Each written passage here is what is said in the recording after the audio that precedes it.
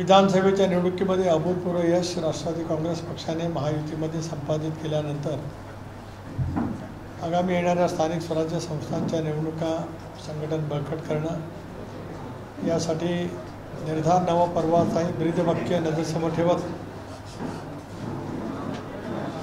प्रदेशाध्यक्ष म्हणून मी महाराष्ट्रव्यापी दौरा प्रदेशचे माझे सर्व फ्रंटलचे पदाधिकारी मुख्य प्रवक्ते यांच्यासह उत्तर महाराष्ट्रापासून सुरू केला। जळगाव, नंदुरबार, धुळे शहर, धुळे ग्रामीण, नाशिक शहर, नाशिक ग्रामीण असा दौरा पूर्ण केला असताना आज संतांची भूमी असलेल्या मराठवाड्याच्या दौऱ्यामध्ये आज या ठिकाणी आलो। पत्रकार परिषदेला उपस्थित असलेले माझे सहकारी जिल्ह्याचे अध्यक्ष आमदार सतीश चव्हाण,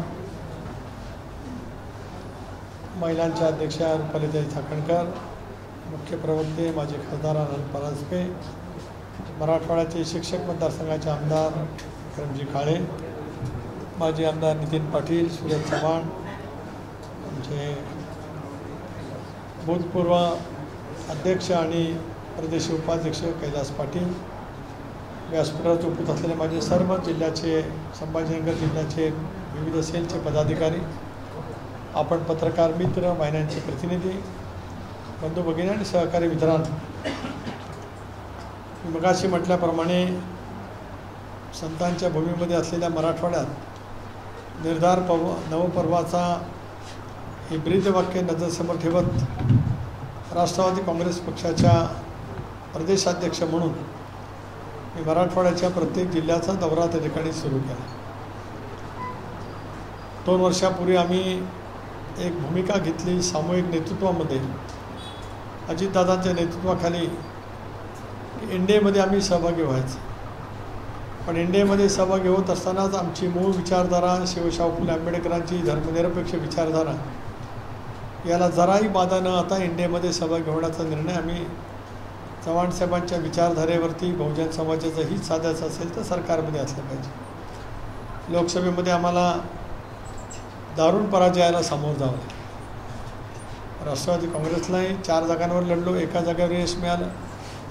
महायुतीला सुद्धा मराठवाड्यामध्ये संभाजीनगरची जागा सोडली, सर्व जागांच्या वरती महाविकास आघाडी यशस्वी झाली। विदर्भामध्ये सुद्धा गडकरी साहेबांचा अपवाद वगळता महाविकास आघाडी यशस्वी झाली। उत्तर महाराष्ट्रामध्ये जळगाव वगळता सर्व ठिकाणी आम्हाला पराजय पत्करावा लागला। कोकण वगळता इतर भागामध्ये पिछेहाट झाली। परंतु विधानसभेमध्ये मात्र लाडकी बहीण योजना, शेतकऱ्यांची दीर्घकाळ रेंगाळलेलं वीज बिलाची थकबाकी अशा काही योजना केल्याच्या नंतर जनतेच्या मनामधला विश्वास संपादित करण्यामध्ये महायुती म्हणून आम्ही यशस्वी झालो। आणि राष्ट्रवादी काँग्रेस पक्षापुरतं सीमित सांगायचं झालं 59 जागांच्या वरती आम्ही घड्याळाच्या चिन्हावरती अधिकृत निवडणूक लढलो, पैकी 41 जागांच्या वरती आम्हाला अभूतपूर्व यश मिळालं। आता राज्यामध्ये महायुतीचं सरकार त्या ठिकाणी आहे, अजितदादांच्या नेतृत्वाखाली राष्ट्रवादीचे मंत्री त्या ठिकाणी काम करत आहेत, देवेंद्रजी, अजितदादा, एकनाथराव यांच्या नेतृत्वाखालचं सरकारही आहे। अशा वेळेला प्रदीर्घ कालावधीच्या नंतर आता सर्वोच्च न्यायालयाच्या निकालाच्यामुळे स्थानिक स्वराज्य संस्थांच्या निवडणुका आता समोर आहेत। 7 ते 8 वर्ष स्थानिक स्वराज्य संस्थांच्या निवडणुका न झाल्यामुळे मधली एक फळी जी स्थानिक स्वराज्य संस्थांच्या माध्यमातून नेतृत्व करत होती, मग पंचायत समिती असेल, जिल्हा परिषद असेल, नगरपालिका असेल, महानगरपालिका असेल, त्या नेतृत्वाची एक तऱ्हेची संधी मधल्या कालावधीमध्ये गेली। पण आता स्थानिक स्वराज्य संस्थांच्या निवडणुका येत आहेत। ज्या जिद्दीने आम्ही विधानसभेला सामोरं गेलो त्याच जिद्दीने एक पाऊल पुढे कार्यकर्त्यांच्या निवडणुकीसाठी संघटन पुन्हा एकदा विश्वासाने उभं करावं या दृष्टिकोनातूनच हा दौरा आहे। सतीशराव चव्हाणांची मधल्या कालावधीमध्ये आम्ही जिल्हा ग्रामीणच्या अध्यक्षपदी नियुक्ती केली।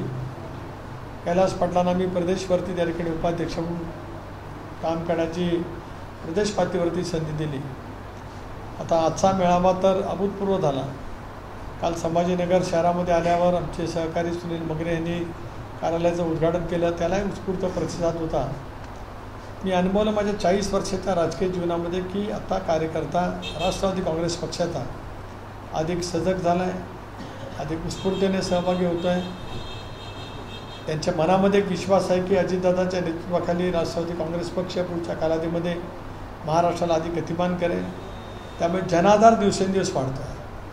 वाढलेला जनाधार आणि संघटन याची योग्य पद्धतीने सांगड घालणं एक संघटनेचा प्रमुख म्हणून माझी जबाबदारी आहेच.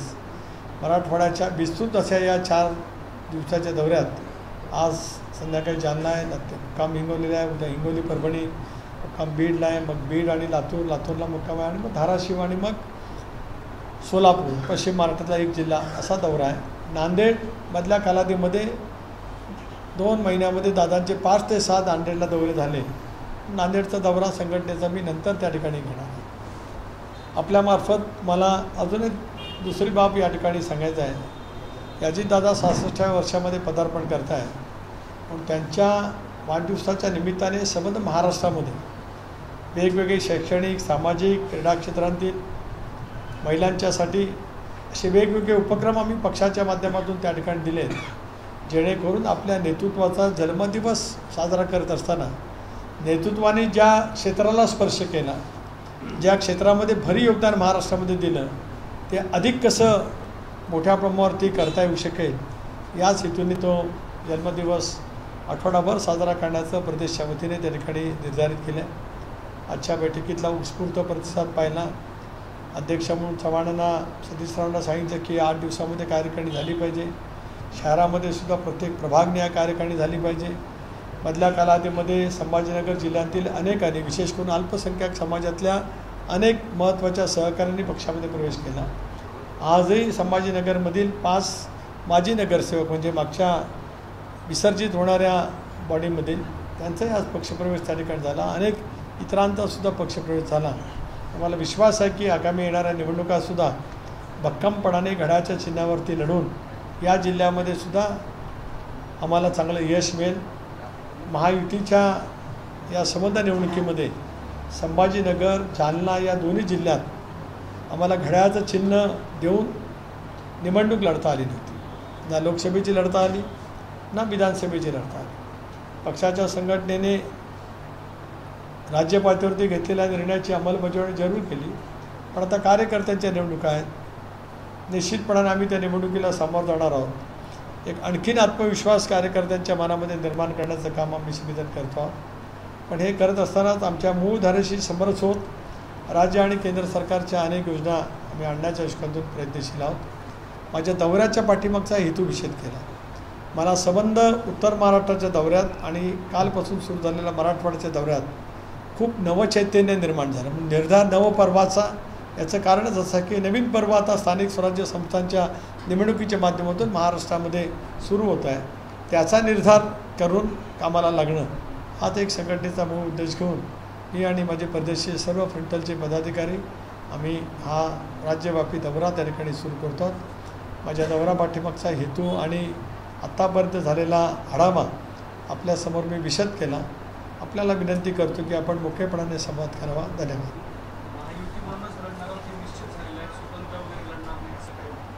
एक बाब असे की समन्वय समितीच्या बैठकीमध्ये महायुती म्हणून निवडणुका लढवायच्याच असा आम्ही निर्णय त्या ठिकाणी केला.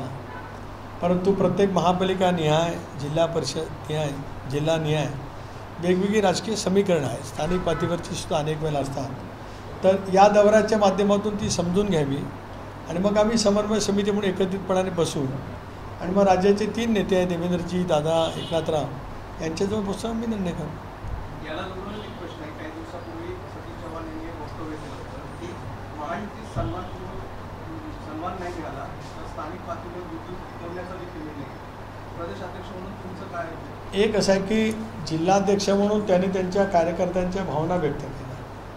मी मगाशीच आपल्याला विशद केलं की हा संबंध राज्यव्यापी दौऱ्याचा हेतू तोच आहे की त्या ठिकाणच्या माझ्या पदाधिकाऱ्यांचं मत काय, निवडणुकीला सामोरं जात असताना नेमकं काय पद्धतीने सामोरं जावं हेही आम्ही जाणून घेतो आहोत आणि योग्य वेळेला त्याचा निर्णय करू.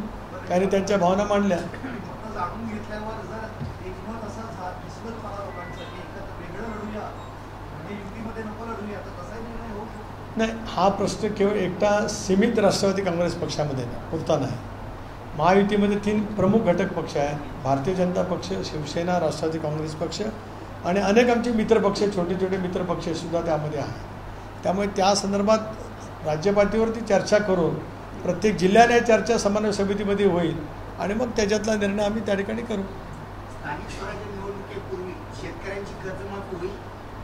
एक असं आहे की आमच्या संयुक्त जाहीरनाम्यात शेतकऱ्यांच्या कर्जमाफीच्याबद्दल आम्ही बाब नमूद प्रकर्षाने त्या ठिकाणी केलेली होती. लाडक्या बहीण योजनेचा लाभसुद्धा चालू राहणार, त्याप्रमाणे योजना चालूच आहे, पण त्याच्यामध्ये सुद्धा वाढ आम्ही करू असं आमच्या संयुक्त जाहीरनाम्यात होतं. मी विश्वास देतो की महायुतीच्या जाहीरनाम्यात नमूद केलेली शेतकऱ्यांच्या कर्जमाफीचा योग्य वेळी योग्य निर्णय हे सरकार करेल. राहुल गांधी ने इलेक्शन कमीशन पर टिप्पणी करते हुए कहा है कि मौजूदा सरकार की इलेक्शन कमीशन जो है वो चोरी शाखा है. देखिए, राहुल जी कभी कभी बयान देते हैं, बच्चे जैसा बयान देते हैं. जैसे कि उन्होंने कहा कि महाराष्ट्र की चुनाव में, विधानसभा की चुनाव में भारी वोटों से मतदारों की संख्या बढ़ गई. देखिए, ये तो निवडणूक चुनाव की प्रक्रिया शुरू रहती है. एक चुनाव होने के बाद फिर नए वोटर्स इंट्रोड्यूस करने की एक प्रोग्राम इलेक्शन कमीशन देते हैं. एक पीरियड के बाद पब्लिश किया जाता है, उसके ऊपर कोई ऑब्जेक्शन सजेशन हो वो भी हियरिंग हो जाती है, और फिर फाइनल यादी जो लिस्ट रहती है वोटर की बूथ वाइज वो पब्लिश किया जाती है. मुझे लगता है कि हर पार्टी का कार्यकर्ता सजग रहना चाहिए कि लिस्ट क्या आई. दूसरा बात उन्होंने कही कि विधानसभा चुनाव में 5 बजने के बाद ज़्यादातर से वोटिंग हुई है. देखिए, मैं 41 साल राजनीति में हूँ और राजनीति के पहले 77 की लोकसभा के चुनाव में पोलिंग एजेंट के नाते मैंने काम किया था. तब कांग्रेस का मैं कार्यकर्ता था और काउंटिंग एजेंट के नाते भी मैंने काम किया है. लोकसभा चुनाव में प्रतिशत 60-62 तक वोटिंग होता है. विधानसभा में वो बढ़कर 68-70 तक जाता है. जब महाबली का चुनाव हो, जिला परिषद का होता हो, तो उसके प्रतिशत 75% जाते हैं, और ग्राम पंचायत का चुनाव हो तो 80-90% तक वोटिंग हो जाती है. मेरा कहने का मतलब क्या है कि राहुल गांधी को नीचे स्तर की राजनीति की ज़्यादा जानकारी नहीं होने के लिए वो टीका टिप्पणी कर रहे हैं. और लोकसभा चुनाव में जो उनको भारी यश महाराष्ट्र में मिल गया, 48 सीटों में से 31 जगह पर उनकी सांसद चुन के आ गए हैं, तो उनको सबको लग रहा था, महाविकास आघाड़ी के सब पार्टियों को, कि अभी महाराष्ट्र में उनकी सत्ता आ गई है. 7-8 चीफ मिनिस्टर बने थे, 40-50 मिनिस्टर भी तैयार हो गए थे, दालन भी देख के आ गए थे. लेकिन महाराष्ट्र की जनता ने महायुति को समर्थन दे दिया. अभी तक वो सब निराशा है, इसके लिए वो बयान देते हैं, टीका टिप्पणी करते हैं, इलेक्शन कमीशन के ऊपर टीका टिप्पणी करते हैं. ज़्यादा सीरियसली लेने की आवश्यकता नहीं. साथ ही उन्होंने कहा है कि रॉबर्ट वाड्रा को पिछले 10 सालों से टारगेट किया जा रहा है. देखिए, जब किसी को जांच होती है और जांच के लिए सामना पड़ता है, तब हर आदमी उनके खुद के लिए ऐसे बयान देते हैं. मुझे इसके बारे में ज़्यादा टिप्पणी नहीं मैं करना चाहता हूँ, क्योंकि वो राष्ट्रीय स्तर का मामला है. प्लॅनिंग करत आहे सगळं सत्ता आणि स्थानिक स्वराज्य संस्था पंचनामा समिती पक्ष मजबूत करण्यासाठी. या प्लॅनिंगच्या दरम्यान अजित पवार मुख्यमंत्री होतील अशा स्वरूपाची प्लॅनिंग किंवा रचना वगैरे काही आहे पक्षाची? एक असं आहे की अजितदादा महाराष्ट्राचे मुख्यमंत्री व्हावेत ही महाराष्ट्रातल्या राष्ट्रवादी काँग्रेस पक्षाच्या कार्यकर्त्यांची इच्छा आहे. जनतेच्या मनामध्ये सुद्धा त्यांच्या प्रशासनाच्या बद्दलचा एक वेगळा आत्मविश्वास आहे. राष्ट्रवादी काँग्रेस पक्ष म्हणून आम्ही रिअलिस्टिक म्हणजे मराठीमध्ये सांगितलं वास्तववादी आहोत. आज आपण पाहिलं तर भारतीय जनता पक्षाचे 136 आमदार आहेत. एकनाथरावच्या शिंदेंचे सुद्धा 60च्या आसपास विधानसभा सदस्य आहेत. आम्ही 41 आहोत. जरूर अपेक्षा किंवा भावना आम्ही स्वप्न पाहतो आहोत, पण राजकारणामध्ये वास्तवाला अधिक महत्त्व असतं. एक दिवस काहीतरी असा कदाचित येऊ सुद्धा शकेल की ज्या वेळेला अशा वेळीचा निर्णय होऊ शकतो. अनेक वेळेला एखाद्या राजकीय पक्षाचा मुख्यमंत्री होताना संख्याबळ अधिकच असायला पाहिजे असं नाही. अनेक वेळेला निर्णय वेगवेगळे झालेत. पोलोदचा प्रयोग ज्या वेळेला झाला आणि पवारसाहेब ज्यावेळेला मुख्यमंत्री झाले, त्याला साहेबांच्याकडे 28 आमदार होते, पण जनता पक्षाचे आमदार 100पेक्षा जास्ती होते. ती त्या वेळच्या राजकीय परिस्थितीमधले निर्णय घेतले जातात. मी 78चा किस्सा आपल्याला सांगितला. मधल्या कालावधीमध्ये सुद्धा तसे अनेक निर्णय त्या ठिकाणी झालेले आहेत. बघूया, लेट अस वेट. दोन्ही राष्ट्रवादी एकत्र येण्यासाठी वरिष्ठ स्तरावरती बोलणी सुरू असल्याच्या वारंवार चर्चा येतात. तुमच्याकडे काही माहिती किंवा असं काही पाऊल उचलले जात आहे? दोन्ही राष्ट्रवादी पक्षाच्या विलिनीकरणाची कुठलीही चर्चा वरिष्ठ पातळीवरती सुरू नाही, कधीही झालेली नाही. ज्या वेळेला होईल त्यावेळेला कोर ग्रुपमध्ये तो विषय त्या ठिकाणी येईल. एक बाब नक्की आहे, 26वा वर्धापन दिन साजरा करताना खुल्या सभेत पहिल्यांदाच सर्वसाधारण राष्ट्रवादी काँग्रेस पक्षाच्या महाराष्ट्राच्या सभेत आम्ही आता NDAमध्ये राहणार आहोत हा ठराव आवाजी म्हणजे संबंध सभागृहाने एकमताने मंजूर केला.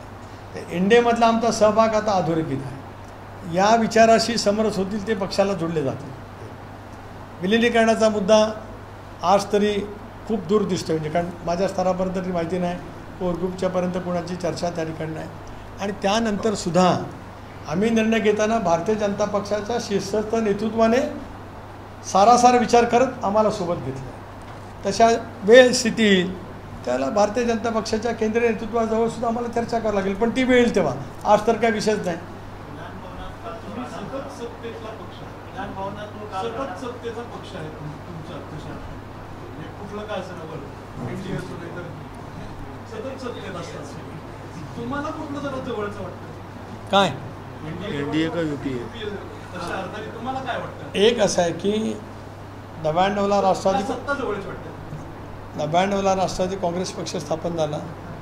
महाराष्ट्रामध्ये आपण बघितलं की आम्ही आणि काँग्रेस फार टोकाचं एकमेकाच्या विरोधात लढलो. मी 99चं सांगतो.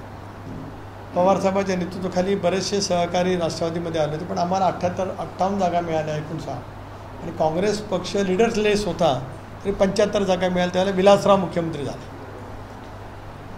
त्यावेळेला सुद्धा वाजपेयी साहेबांचं सरकार होतं. आम्ही त्या सरकारमध्ये सुद्धा सहभागी होऊ शकलो असतो.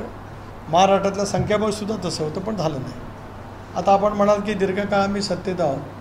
आता सत्तेमध्ये ज्यावेळेला युती किंवा आघाडी म्हणून असतो त्यावेळेला त्याच्यातल्या आघाडी आणि युतीच्या धर्म आणि सरकार चालवताना येणारी संबंध परिस्थिती याचा साकल्याने विचार करत लागत असतो. UPAचं सरकार असताना मी काय प्रमुख पदावरती नव्हतो, तर मला त्यावेळेचा अनुभव माझ्यापुरता सीमित सांगता येईल की विलासराव होते, सुशीलकुमारजी होते, अशोक चव्हाण होते. आम्हाला प्रचंड सहकार्य त्यांनी केलं, पण देशपातळीवरचा मला अनुभव नव्हता. पण यावेळेला महायुतीमध्ये आम्ही सहभागी झालो आणि अमित भाईंच्याजवळ ज्याला चर्चा करतो आम्ही त्यावेळेला अधिक सौहार्दाचं वातावरण, अधिक विश्वासाचं वातावरण, आम्ही घेतलेल्या भूमिकेच्या बद्दलचा आत्मविश्वास हे केंद्रातल्या नेतृत्वाच्या मनामध्ये आहे असा अनुभवाला मिळतो. असा माझा स्वतःचा व्यक्तिगत या संबंध प्रोसेसमध्ये मी असल्यामुळे माझा अनुभव आहे. मी आता बोलताना असं बोलला की जर असा काही विषय आला की विलिनीकरणाचा तर आम्ही भाजपच्या वरिष्ठांशी बोलतो, म्हणजे पवारसाहेबांसोबत जायचं असल्यास भाजपशी बोलणं करणार. नाही, आपण विलिनीकरणाचा मुद्दा सांगितला. आता कोणी कोणासमोर जाणं हा भाग नाही. विलिनीकरण येतं त्यावेळेला मी मगाशी काय सांगितलं की दादांच्या नेतृत्वाखाली राष्ट्रवादी काँग्रेस पक्ष आज घड्याळ चिन्ह घेऊन आम्हाला खाली टाकलं नाही मारत आहे की सर्वोच्च न्यायालयाच्या निकालाच्या एक बोलतो ना त्यांचं जरा पुरा करतो आणि लगेच बोलतो. नाही घाई नाही करत, जरा 2 मिनटात उत्तर देतो. एक बाब अशी आहे की आम्ही NDAमध्ये सहभागी होण्याचा निर्णय घेताना केंद्रातल्या भारतीय जनता पक्षाच्या शीर्षस्थ नेतृत्वाने होकार दिला म्हणून आमचा सहभाग झाला. ते सुद्धा राष्ट्रवादी काँग्रेस पक्ष मूळ जो होता त्याच्यातून आम्ही बहुसंख्येने बाहेर पडलो. अजितदादा राष्ट्रीय अध्यक्ष झाले. निवडणूक आयोगाने शिक्कामोर्तब केलं आमच्या निर्णयावरती. सर्वोच्च न्यायालयामध्ये याचिका प्रलंबित आहे. महाराष्ट्राच्या जनतेने शिक्कामोर्तब केलं. अशा वेळेला ज्या वेळेला दुसरा निर्णय येईल स्वाभाविकपणाने त्यांच्याशी चर्चा करणं अभिप्रेतच आहे. गैर काय त्याच्यात, that is a political subject. मी मगाशी ऑफिशियल सांगितलं, मी काय अजिबात अनौपचारिक बोलत नाही. आम्ही निर्णय घेताना जर काय भारतीय जनता पक्षाच्या शीर्षस्थ नेतृत्वाशी बोलून आम्ही निर्णय घेतला असेल स्वतंत्र वाटचाल करण्याचा, तर स्वाभाविकपणाने दुसरा पर्याय ज्या वेळेला येईल चर्चा करणं तर येतच ना. कारण we as a part of alliance ज्या वेळेला UPA होतं त्यावेळेला सुद्धा चर्चा व्हायच्या. UPAमध्ये असताना सुद्धा काँग्रेसशी चर्चा केली जायची अनेक बाबतीमध्ये. लाईकवाईज दिस इज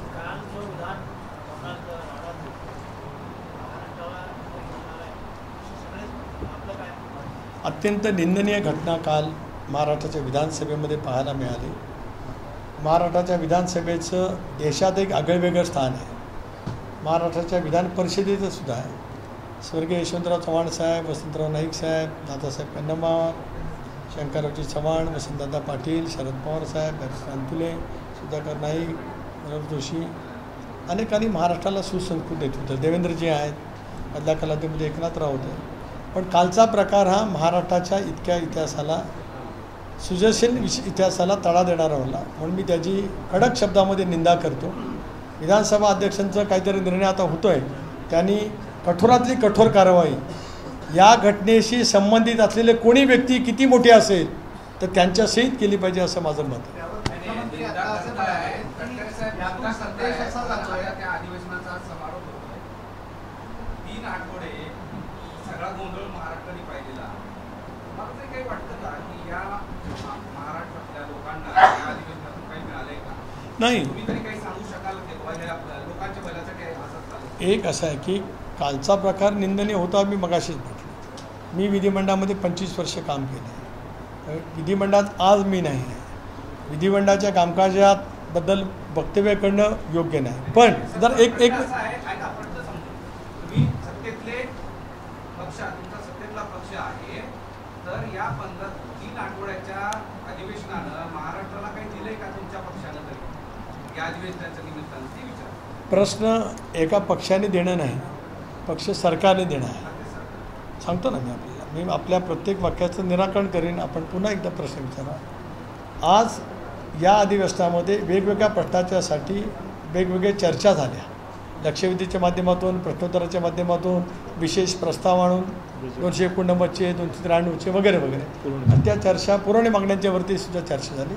मला असं वाटतं की महाराष्ट्राच्या हिताची चर्चा दोन्हीकडून, सत्तारूढ पक्ष, ट्रेझरी बँच आणि अपोजिशन, म्हणजे सत्तारूढ पक्ष आणि विरोधकांच्याकडनं सुद्धा चांगल्या प्रमाणावरती त्या ठिकाणी झाली. पण अलीकडच्या कालावधीमध्ये घडलेल्या काही घटना ह्या दुर्दैवी आहेत आणि कालच्या घटनेनंतर शेवट केलेला आहे.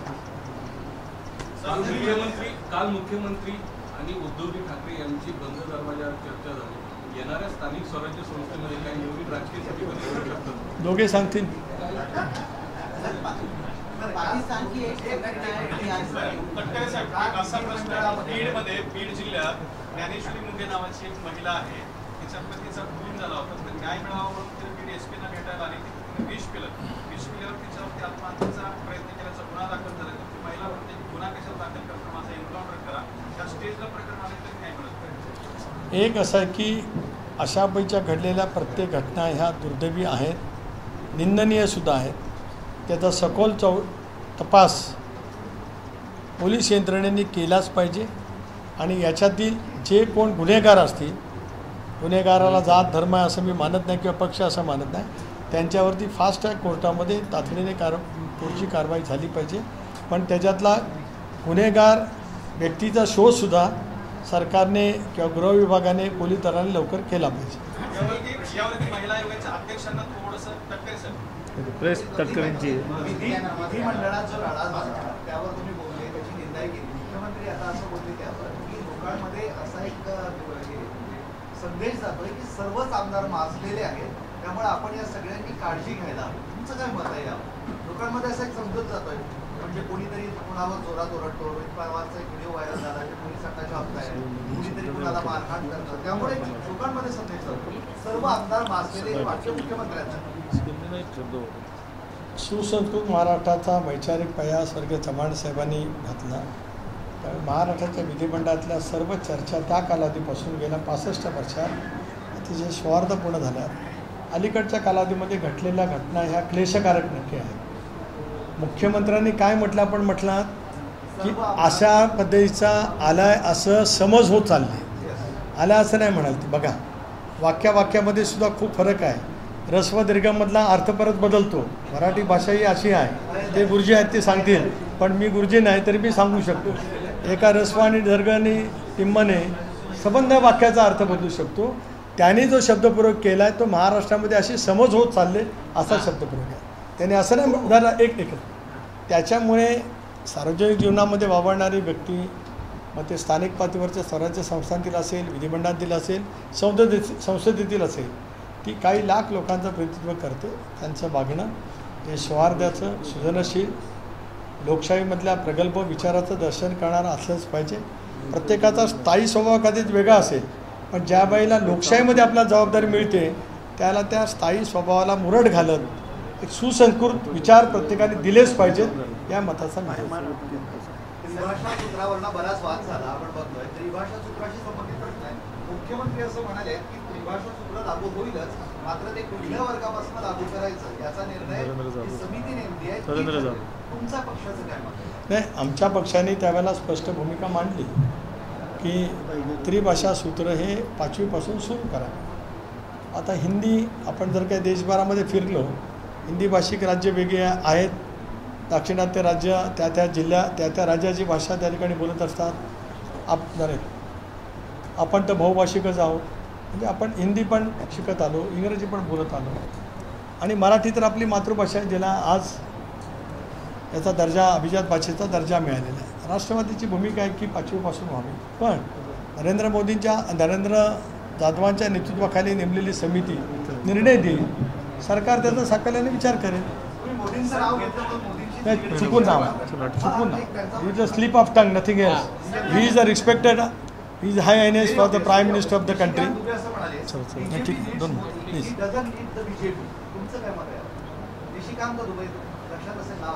नाही, मला चांगले परिचित आहेत ते लोकसभेतले माझे सहकारी आहेत.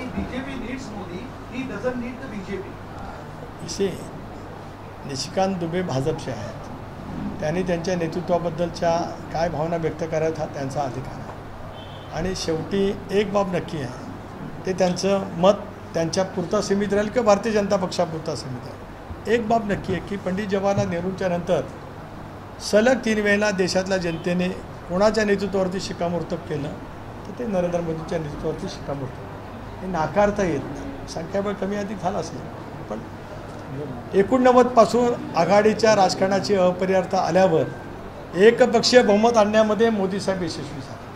त्याच्यामुळे त्यांचं नेतृत्व आणि मत निशिकांत दुबेंनी व्यक्त केलेल्या भावना ह्या माझ्या दृष्टीने 2 वेगवेगळ्या बाब आहेत. त्यांचं व्यक्तित्व नेतृत्व वाखाणण्याजोगं आहे, देशाला पुढे नेणार आहे. हे त्यांनी म्हटले ते भाजपपुरता किंवा निशिकांत दुबेपुरता सीमित आहे. धन्यवाद. सर, जनसुरक्षा विधेयकावर पवार साहेबांची विरोधात भूमिका आहे. राष्ट्रवादीची विचारसरणी पवार साहेबांची जर असेल तर आपली भूमिका काय आहे? हे साहेबांनी काय भूमिका सांगितली? साहेबांनी विरोध दर्शवला. एक असं आहे की आम्ही सत्तेमधला सहभागी पक्ष आहे. सरकारने विधेयक आणलं म्हणजे मंत्रिमंडळापुढे चर्चा करून आणलं आहे आणि ते विधेयक पूर्णपणाने वाचलं गेलं तर त्या विधेयकाचा नेमका हेतू काय हे स्पष्ट होतं. विधेयक ज्यावेळेला मांडलं जातं त्यावेळेला हेतू आणि स्पष्टता ही विधेयकामध्ये असते. मला असं वाटतं की जनसुरक्षा विधेयक हे जे सरकारने आणलेलं ते विचारपूर्वक आणलेलं आहे आणि आज आम्ही त्याच्यामध्ये सहभागी आहोत. धन्यवाद. मी असं कुठं म्हटलं? एक असं नाही. आपण प्लीज कृपा करून माझ्या कुठल्या वाक्याचा प्लीज होता जर एक मिनिट मी जे म्हटलं ते माझ्या राष्ट्रवादी काँग्रेस पक्षाच्या पुरतं सीमित नाही. पवारसाहेब 6 दशकं देशाच्या राजकारणातले एक देशपातळीवरचे वरिष्ठ नेते आहेत की ज्यांचा प्रदीर्घ राजकीय सामाजिक अनुभव हा देशाला अनेक वेळा दिशा देणारा ठरलेला आहे. म्हणून त्या बाबतीमध्ये मी काही बोलणार नाही. मी राष्ट्रवादी काँग्रेस पक्षाच्या पुरती सीमित भूमिका मांडली, त्या भूमिकेशी मी ठाम आहे. धन्यवाद.